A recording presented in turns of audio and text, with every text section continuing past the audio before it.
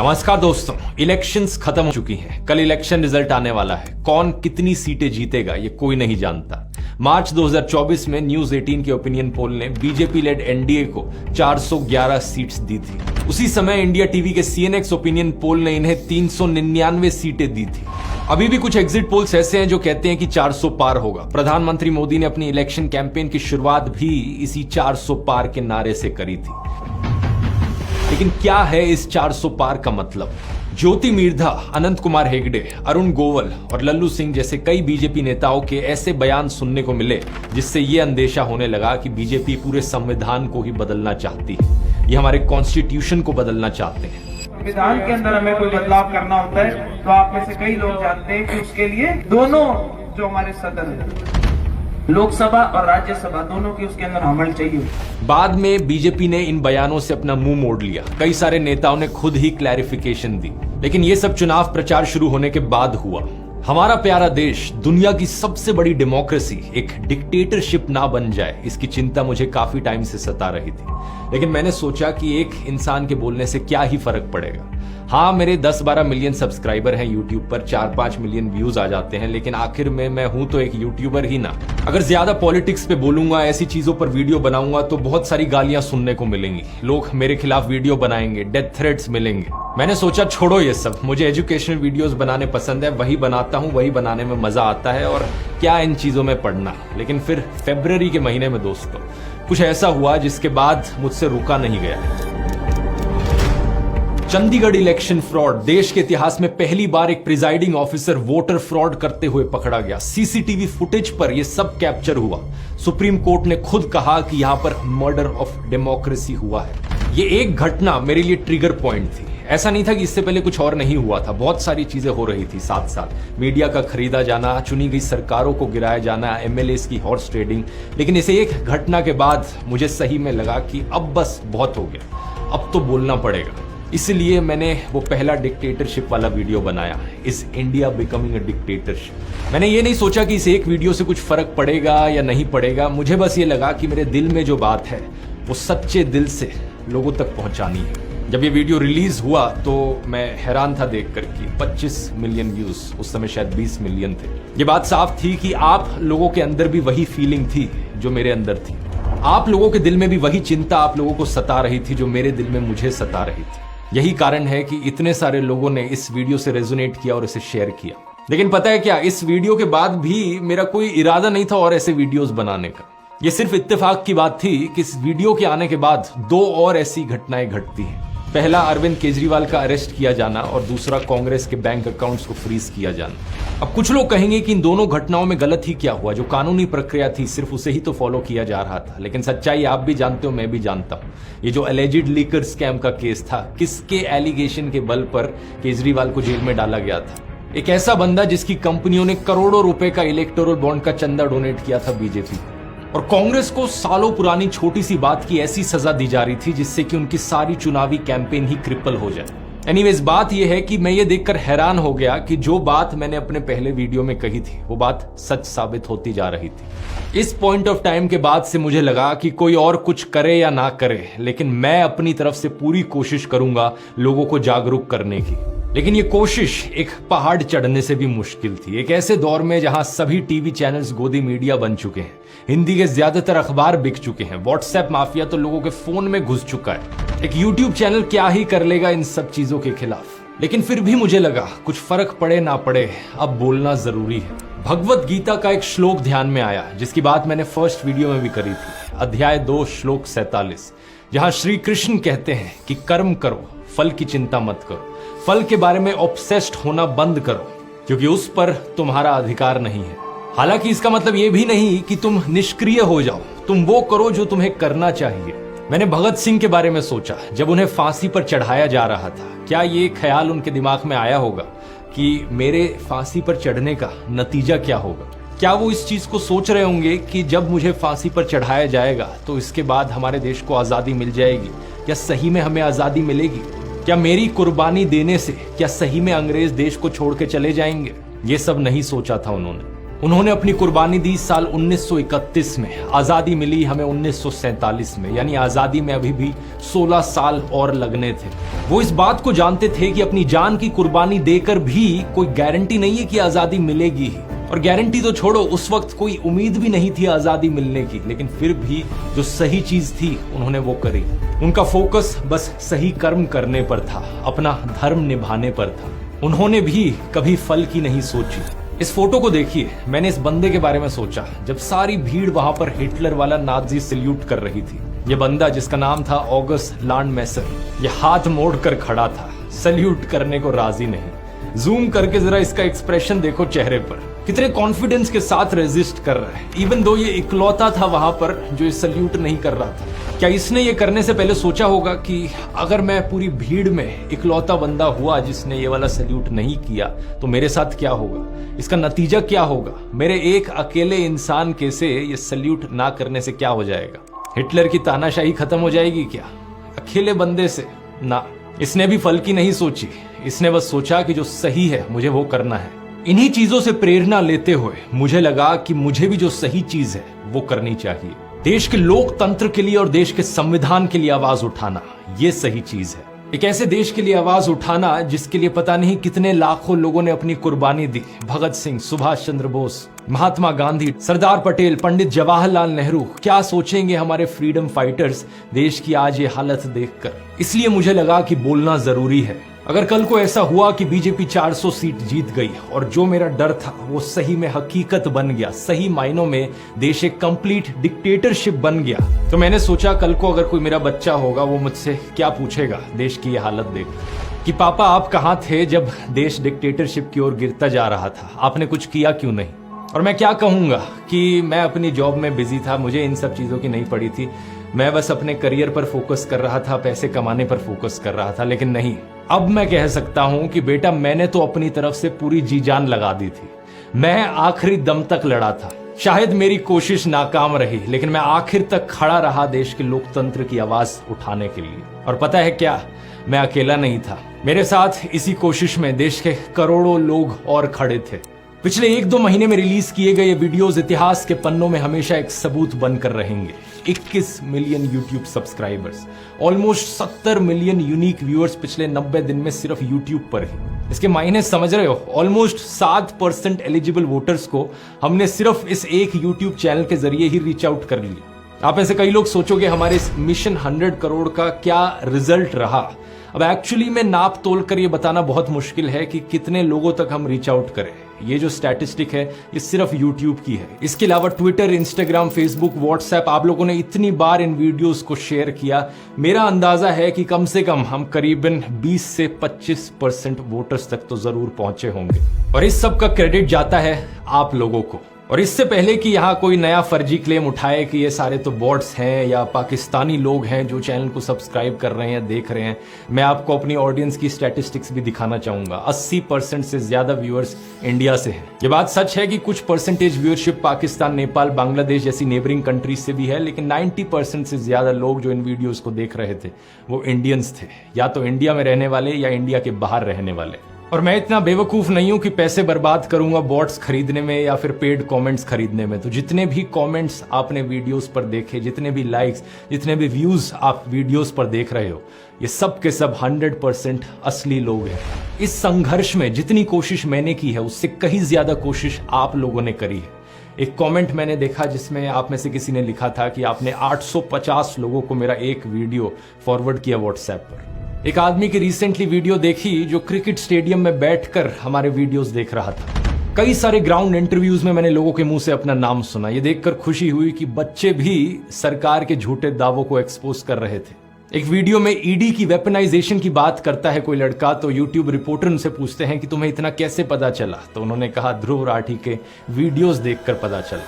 आपने कहा ईडी, आपको इतनी ज्यादा नॉलेज है, ईडी पता है आपको क्या होता है? जब आप एक ध्रुव राठी का वीडियो देख लोगे ना आपको समझ में आ जाएगा। बॉलीवुड के कई सेलिब्रिटीज हैं जिन्होंने मुझे मैसेज करके बताया कि वो कितना इंस्पायर्ड फील किए इन वीडियोस को देखकर। एक एक्टर ने मुझे बताया जिस दिन मुंबई में वोटिंग थी उस दौरान उनकी लखनऊ में फिल्म की शूटिंग चल रही थी, लेकिन हमारे प्रयास को देखकर वो इतने प्रभावित हुए कि उस दिन उन्होंने रिटर्न फ्लाइट बुक करा ली। कई फॉरेन में रहने वाले लोगों ने मुझे यही चीज लिखकर बताई कि सिर्फ मेरे वीडियोस को देखकर वो इतना मोटिवेट हुए वोट करने को कि वो फ्लाइट पकड़कर आ गए सिर्फ वोटिंग के लिए। दूसरी तरफ किसी ने बताया कि उनके एक दोस्त ने दफ्तर से छुट्टी ले ली और प्रोजेक्टर लेकर हरियाणा और राजस्थान में चले गए। गांव गांव में लोगों को ये वीडियो दिखाने लगे प्रोजेक्टर के जरिए।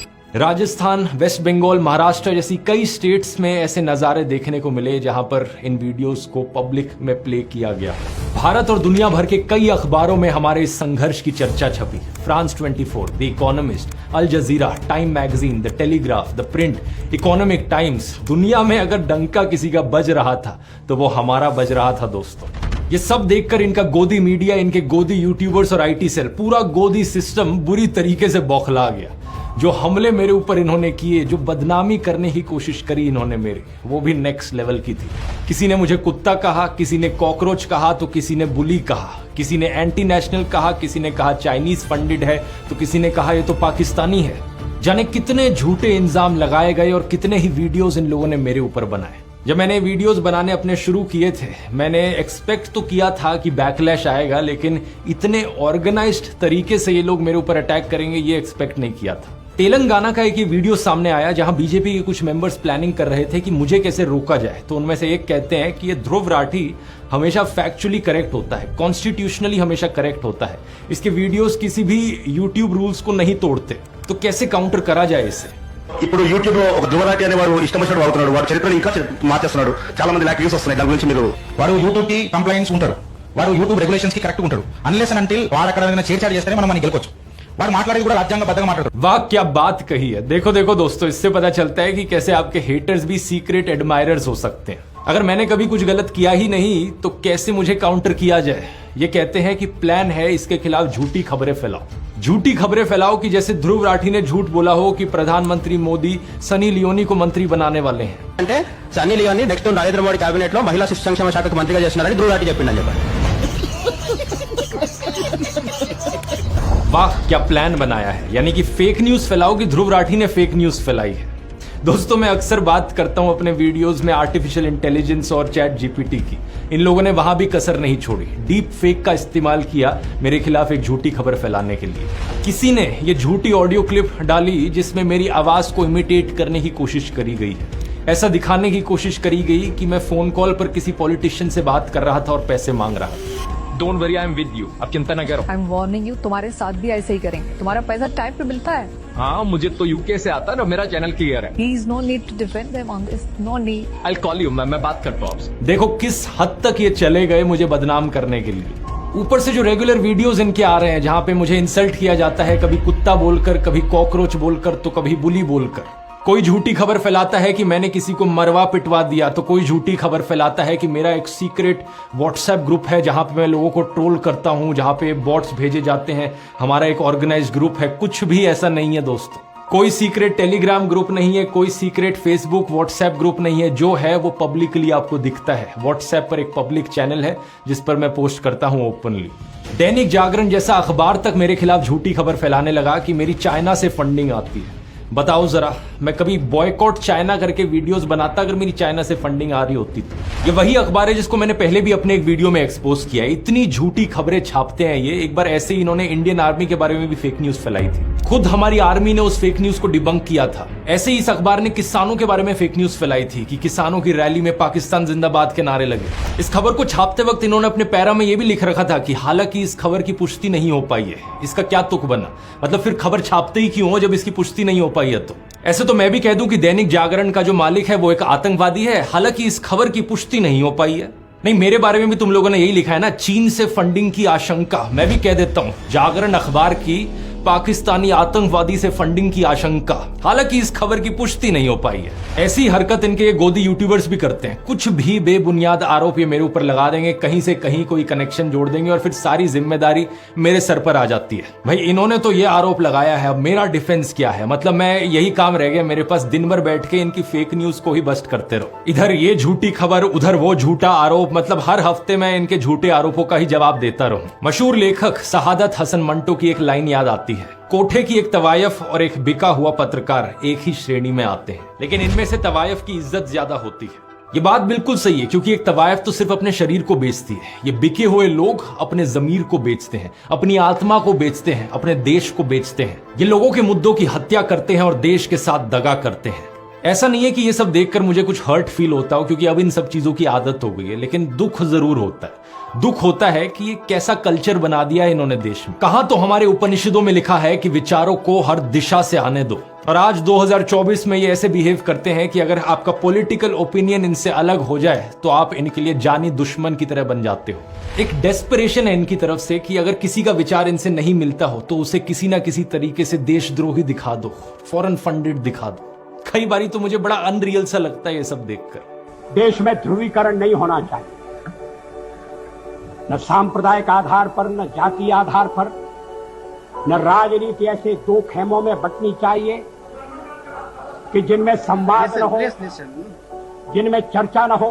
लेकिन सच बात पता है क्या है दोस्तों, आपकी तरफ से इतना सारा प्यार, इतना सारा सपोर्ट मुझे मिला कि इनकी कोई भी झूठ की दुकान टिक नहीं पाई। हर रोज के मुझे हजारों मैसेजेस मिले, ईमेल्स मिली, किसी ने आप में से मेरी पेंटिंग बना दी, किसी ने कोई गाना ही बना डाला।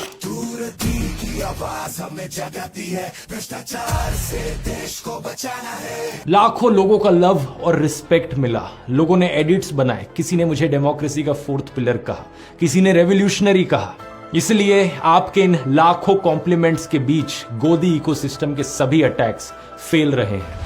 चरण वंदना करने वाले लोग डेली बेसिस पर अपनी बदतमीजी का सबूत देते रहे और हम देश के मुद्दों पर बात करते रहे। बेरोजगारी पर वीडियोस बनाए, किसानों के मुद्दे उठाए, इलेक्टोरल बॉन्ड स्कैम पर बात करी, फार्मा स्कैम की बात करी, खाने में डलने वाले मसालों की बात करी, व्हाट्सएप यूनिवर्सिटी के चारों डिपार्टमेंट्स को पूरी तरीके से तबाह कर दिया। इसी तरह से हमारा मिशन 100 करोड़ चलता रहा। ये मेरे अकेले का मिशन नहीं था, ये हम सब का मिशन था। हर एक उस भारतीय का मिशन है जो देश की फिक्र करता है, जो देश को बेहतर बनते हुए देखना चाहता है, जो आम लोगों के बेहतर भविष्य की फिक्र करता है। और कल चुनाव का नतीजा चाहे जो भी हो, लेकिन कोई भी हमसे ये एहसास नहीं छीन सकता। इस एहसास को इस वीडियो में सहेजने की मुझे जरूरत महसूस हुई। लगा कि इसे डॉक्यूमेंट किया जाना चाहिए, ताकि जब भी दुनिया में किसी देश में लोकतंत्र कमजोर हो रहा हो और देश के लोगों को जब भी हिम्मत चाहिए हो, तो हमारी ये दास्ता उनके लिए एक प्रेरणा बन सके। और वैसे दूसरों के लिए ही क्यों, ये दास्ता हमारे लिए भी तो एक प्रेरणा है। ये संघर्ष हमारा खत्म नहीं हुआ है। क्या पता कल के चुनाव के नतीजों में बीजेपी वाकई 350-400 सीट जीत जाए और प्रधानमंत्री देश को तानाशाही की दिशा में ही आगे बढ़ाते रहे। तब क्या करेंगे? प्रेरणा लेंगे अभी तक के इस सफर से, इस वीडियो से, और कोशिश को जारी रखेंगे। और अगर कल इंडिया अलायंस की भी जीत हुई तब भी ये सिलसिला थमेगा नहीं, क्योंकि इतना तो है कि देश में ध्रुवीकरण कम होगा, तानाशाही के काले बादल छट जाएंगे, लेकिन ऐसा नहीं कि अचानक से सब कुछ सही हो जाएगा। किसी ने एक बार कॉमेंट्स में पूछा था कि अगर कल को इंडिया अलायंस की सरकार बनती है तो क्या मैं तब भी आवाज उठाऊंगा?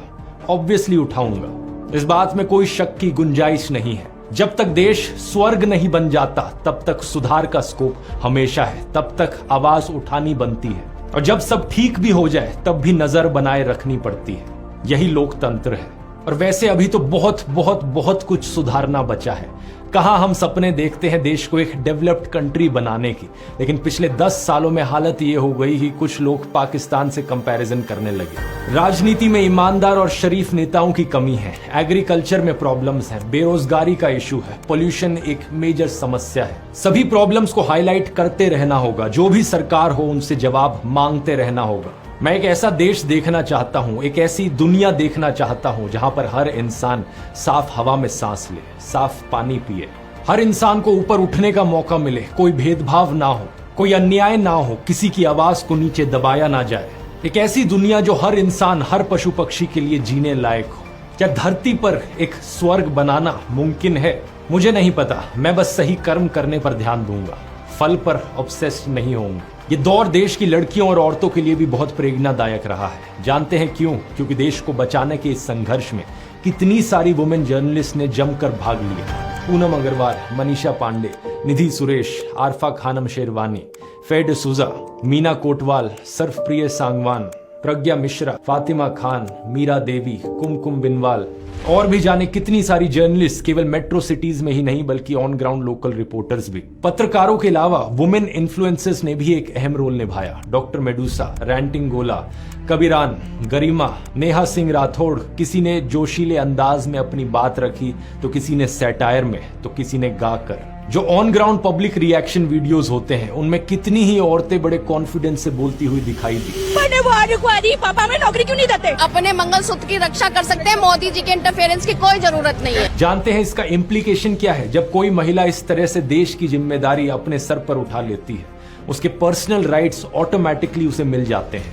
वो किसी से फ्रीडम मांगती नहीं है बल्कि संविधान द्वारा दी गई फ्रीडम को खुद से रिक्लेम कर लेती है। जय भीम फिल्म का ये जो आखिरी सीन है, इसी तरीके से देश की हर एक लड़की और औरत को अखबार उठा लेना चाहिए।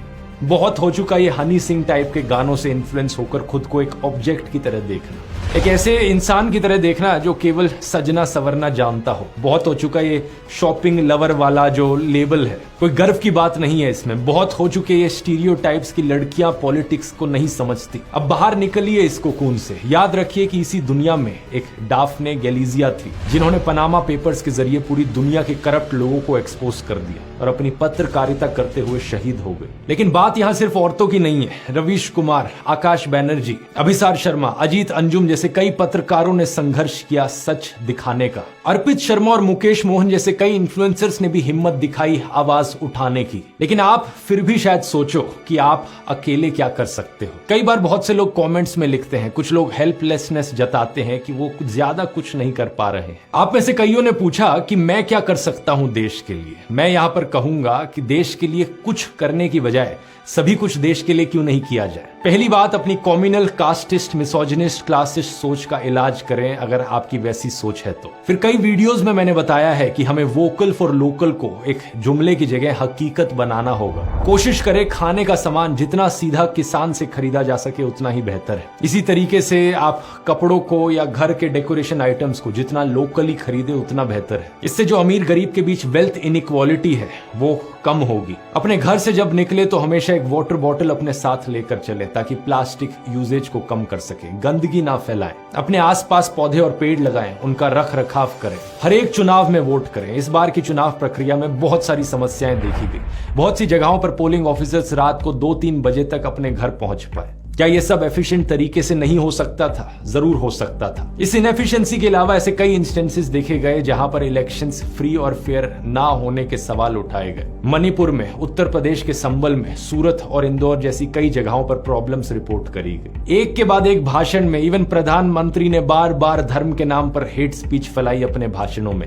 मॉडल कोड ऑफ कंडक्ट को वायलेट किया। इस चुनावी प्रक्रिया को फ्री और फेयर करने के लिए जो आवाज उठाने की जरूरत है, जिस आंदोलन की जरूरत है, वो हर किसी की जिम्मेदारी है। अगर हर polling officer, presiding officer, district collector अपनी जिम्मेदारी सही से निभाए तभी इस पूरी प्रक्रिया को बेहतर बनाया जा सकता है। लेकिन ये बात सिर्फ उन्हीं प्रोफेशंस में सीमित नहीं है, ये बात हर प्रोफेशन के लिए एप्लीकेबल है। जो भी आप काम करते हो उसे अच्छे से करो, ईमानदारी से करो। टीचर्स बच्चों को अच्छे से पढ़ाएं।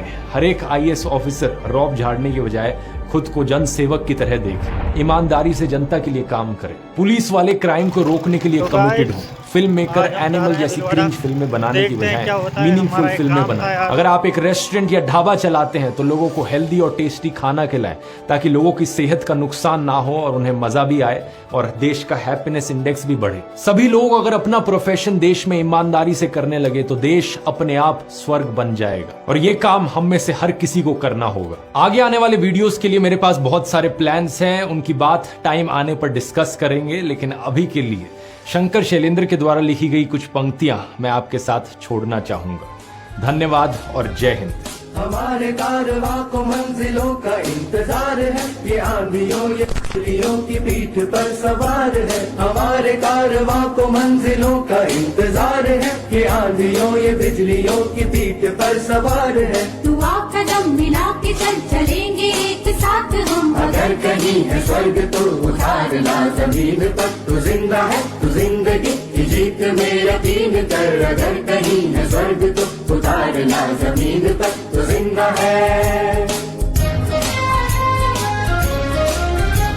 बुरी है आग पेट की, बुरे हैं दिल के दाग, ये न दब सकेंगे एक दिन बनेंगे इनकलाब। ये बुरी है आग पेट की, बुरे हैं दिल के दाग, ये न दब सकेंगे एक दिन बनेंगे इनकलाब। ये गिरेंगे जुल्म के महल, बनेंगे फिर नवीन घर। अगर कहीं है स्वर्ग तो उतार ला जमीन पर, तू जिंदा है तो जिंदगी की जीत में यकीन कर। अगर कहीं है स्वर्ग तो उतार ला जमीन पर, तू जिंदा है।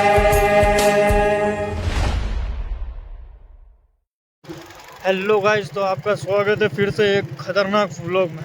तो आपको जैसे कि पता कि यार अपन वीडियो बनाते हैं व्लॉग वगैरह, तो क्या है कि यार अपने थोड़ा ऐसे ही है, माइक वगैरह भी नहीं है तो ऐसे ही बनानी पड़ती है, और वो एडिटिंग का टाइम भी नहीं मिलता। टाइम के अलावा भी मोबाइल की ऐसी की तैसी हो रही है, तो ऊपर से भैया मोबाइल भी ख़राब है, तो इस वजह से जो क्या अपना थोड़ा ऐसे डिसमिस है काम। तो जैसे यार इसका क्लेम भी पास हो गया, लेकिन क्लेम वाले पैसे नहीं दे रहे यार। 7,500 रुपये का क्लेम पास हुआ मोबाइल का, लेकिन क्लेम पास हो जाओगे तो फिर ये आधी टच काम करने लग जाओ, फिर वो इसमें कॉम्बो डला के लाना। तो यार थोड़ा सपोर्ट करो यार गाइस। क्या है कि यार कहीं से उठे हुए, बस्ती से उठे हुए लोगों को यार सपोर्ट करो थोड़ा बहुत, क्योंकि बहुत लोग हैं जो आगे जा चुके हैं और हम यहीं के यहीं रह चुके हैं। तो देखो थोड़ा बहुत यार तुमको भी सपोर्ट करना चाहिए यार, दुआएं लगेंगी गरीब की, तुम कुंवारे नहीं मरोगे, है कि नहीं। रात में ख्याल आते होंगे ना तुमको कि यार शादीशुदा होना चाहिए, और शादीशुदा लोगों को दिन में ख्याल आते हैं कि नहीं यार सिंगल रहना चाहिए। तो यार ऐसा है कि सपोर्ट करो आपके भाई को, आपके जीवन में बहुत खुशियाँ आएंगी, क्या है ना। तो यार कहीं जा रहे हैं आज, आपके लिए सरप्राइज़ है, देखते हैं क्या होता है कि या तो सरप्राइज़ मिलता ही है या फिर नहीं मिलता है। तो मिलते हैं नेक्स्ट वीडियो में, ठीक है। तब तक के लिए बाय, थैंक यू। लाइक करें, शेयर करें, कमेंट करें और सब्सक्राइब करें।